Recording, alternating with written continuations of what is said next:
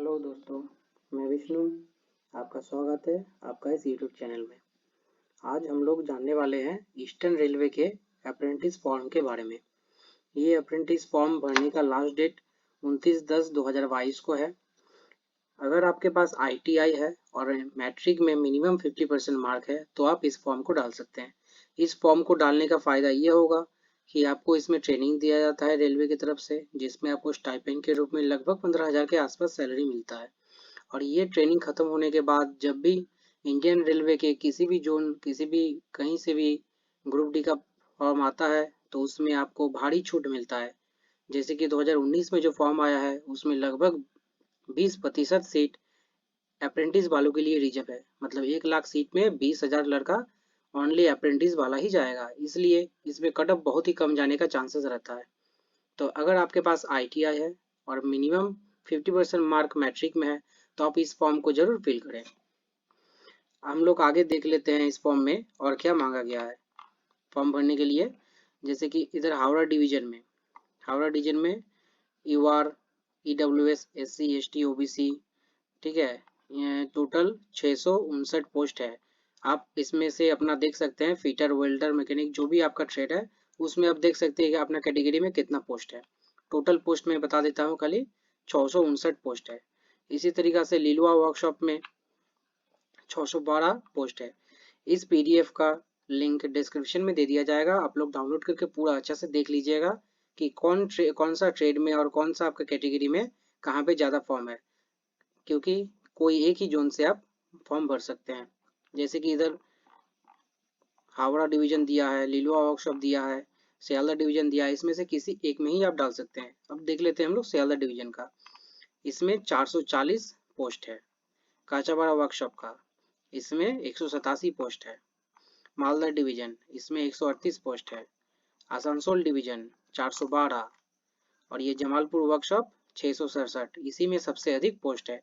आप लोग देख लीजिएगा कि ये भी जो भी है इसमें से कौन सा आपको ज़्यादा पोस्ट है, कौन सा कम है, कौन सा आपको भरना सही रहेगा, वो आप अपने हिसाब से डाल सकते हैं। इलाइजिबिलिटी कंडीशन देख लेते हैं। एज, आपका एज मिनिमम 15 और मैक्सिमम 24 साल होना चाहिए, इसके बीच में होना चाहिए। अगर आप SC ST से हैं तो 5 साल का आपको मैक्सिमम रिलैक्सेशन मिल सकता है अपर एज लिमिट में। और अगर OBC NCL है तो आपको 3 साल का मिलेगा। और अगर आप हैंडीकैप वाले हैं तो 10 साल का आपको मिल जाएगा।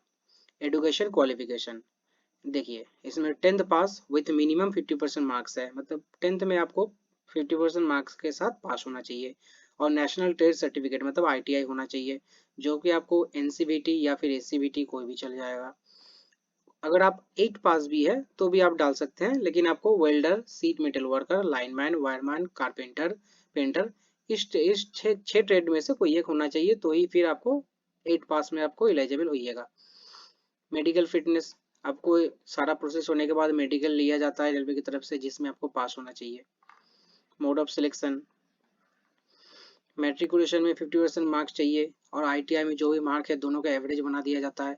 जैसे कि मैट्रिक में अगर आपको 80.58 नंबर है और ITI में 91.68 नंबर है तो दोनों का एवरेज निकाल के 68.13 नंबर आया तो ये आपका नंबर माना जाएगा। इसी के बेसिस पे, इसमें कोई एग्जाम नहीं होता है, इसी के बेसिस पे आपको सिलेक्शन होगा। फीस के बारे में देख लेते हैं। एप्लीकेशन फीस, अगर आप जनरल हैं तो आपको 100 रुपया लगेगा। और अगर आप SC ST PWD women candidate हैं तो आपको नो फीस लगेगा। 100 रुपये जनरल और OBC वालों के लिए लगेगा। अप्लाई करने के लिए देख लेते हैं www.rrcer.com। इस वेबसाइट पे जाके आप लोग अपलोड कर सकते हैं, फॉर्म को फिल कर सकते हैं। How to apply, form fill कर सकते हैं। Candidate can apply of any unit of Eastern Railway for training as act apprentice training. इसका मतलब जो आप लोगों को देखा गया था ABCDEFG, इसमें से कोई एक ही जोन से आप लोग डाल सकते हैं। आप लोग मान लीजिए काचापाड़ा लेना चाहते तो लीजिए, वर्क लिलुआ लेना चाहते तो लिलुआ लीजिए, सियालदह चाहिए, हावड़ा चाहिए, जो आप लोगों को ठीक लगे वो आप लीजिए। डॉक्यूमेंट टू बी अपलोडेड, इसके साथ क्या क्या डॉक्यूमेंट अपलोड करना होगा, जो कि आपको स्कैन फोटोग्राफ चाहिए, स्कैन सिग्नेचर चाहिए, 8 या 10 का मार्कशीट चाहिए, ITI सर्टिफिकेट चाहिए, NCVT से पास है तो NCVT, नहीं तो SCVT, कम्युनिटी सर्टिफिकेट चाहिए, SC ST OBC EWS जो भी आप हैं उसका कम्युनिटी सर्टिफिकेट चाहिए। अगर आप जनरल है तो नहीं चाहिए। PWBD सर्टिफिकेट, अगर आप PWBD हैं और उसका सुविधा लेना चाहते हैं तो PWBD सर्टिफिकेट आपको जमा करना पड़ेगा, अपलोड करना होगा।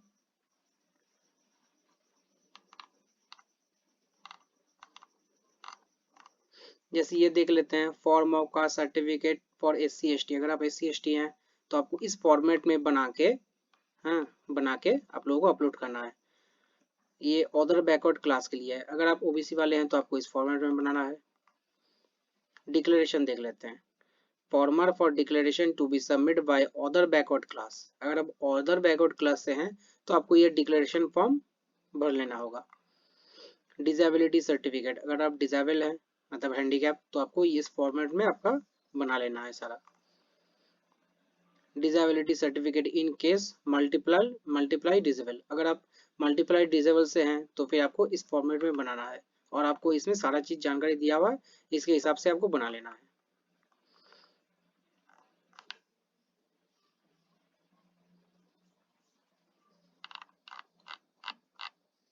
बस इस फॉर्म में इतना ही है। इस फॉर्म को जो PDF है ये डिस्क्रिप्शन में डाल देंगे, आप लोग पूरा इसको अच्छा से देख सकते हैं। ध्यान से सब कोई भरिएगा। इसमें बहुत बड़ा मौका है कि अगर आप इसमें अगर सिलेक्शन हो जाता है, आपको जितना दिन ट्रेनिंग चलेगा 15,000 के लमसम में आपको सैलरी मिलेगा। ऊपर से ये ट्रेनिंग खत्म होने के बाद ग्रुप डी का फॉर्म कभी आएगा तो उसमें बहुत बड़ा मौका आपको ये है कि 20% का सीधे सीधी छूट मिलेगा, मतलब 20% सीट में खाली अप्रेंटिस वाला लड़का ही बैठेगा। धन्यवाद। अगर जानकारी आपको अच्छा लगा है तो चैनल को लाइक सब्सक्राइब कीजिएगा और आपके जान पहचान में कोई भी लड़का या लड़की जो ITI किए हुए है सबको ये वीडियो भेजिएगा और सबको अप्रोच कीजिएगा कि ये फॉर्म सबको डाल दे। Thank you.